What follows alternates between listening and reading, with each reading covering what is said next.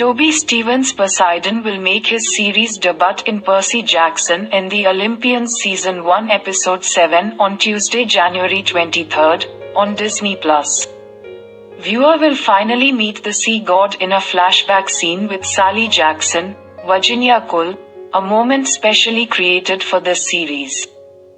Readers meet Percy Jackson's father when the demigod does in the Lightning Thief book.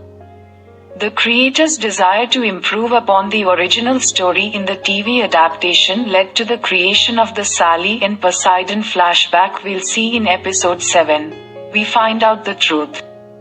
Sort of. Riordan, the author of the Percy Jackson franchise and series co-creator, writer, executive producer, tells TV Insider that, "It's so important to us to use this new format to its best advantage, which means getting to see things that happen in the story, but not from Percy's point of view.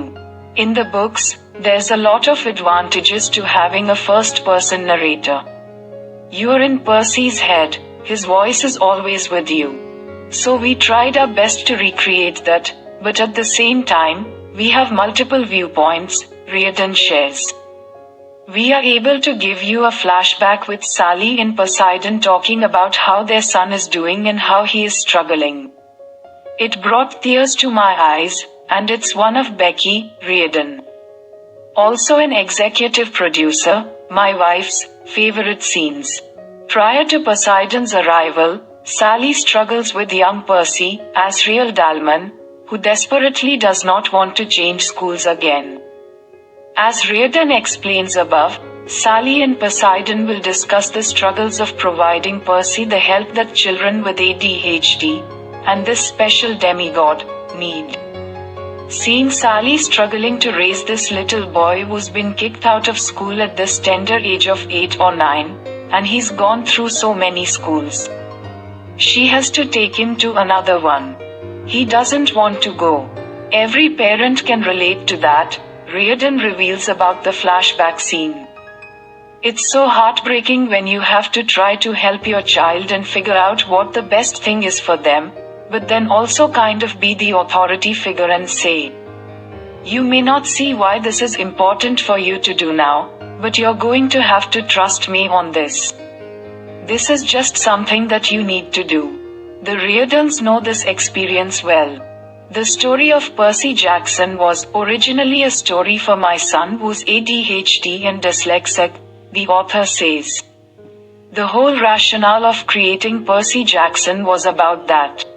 It was about letting him see that learning differences were not a weakness, they were a difference. And they simply meant that you see the world in a different way. And that can be a huge advantage. I could tell him that when you are an adult with learning differences, you can be a very successful person, but that's a little abstract when he was 9 years old. So instead, I used mythology for what mythology is good for, which is explaining things that are hard to explain," Riordan goes on. "I created Percy Jackson, who finds out that those are indicators that you're a demigod. And something about that just clicked for him. He immediately intuitively understood what I was saying, and that became a badge of honor. And it's so great to hear from other readers who felt the same way. I even get people writing me saying, 'Oh, I wish I had ADHD.' The adult guest stars of Percy Jackson and the Olympians have been used to great effect to establish the future of the series. Lin-Manuel Miranda's scene with Percy and Annabeth, Leah Sauer-Jeffries, in Episode 6 was another created for the show. As were the Ares, Adam Copeland, and Grover, Arian Simhatri, and Hephaestus, Timothy Omenson, scenes in Episode 5. All of these moments work to introduce the Olympians that will continue to play major roles in the series moving forward, should it be renewed, as well as provide quality entertainment for viewers of all ages. When we talk about the 4-quadrant approach to TV, that's what we have in mind," Riordan says. "That just because it's about children does not mean it's a children's show. This is a human show. It's about coming of age, yes. It's about parenting, sure. It's about becoming a hero. It's about learning who you are in the world. All of us can remember how awkward and terrible those years were when we were 12 and 13. I mean, that is formative. And it's important that that's the focus of the show, but it is done, I hope, in a way that anyone will enjoy watching it and say, oh gosh, I relate to that.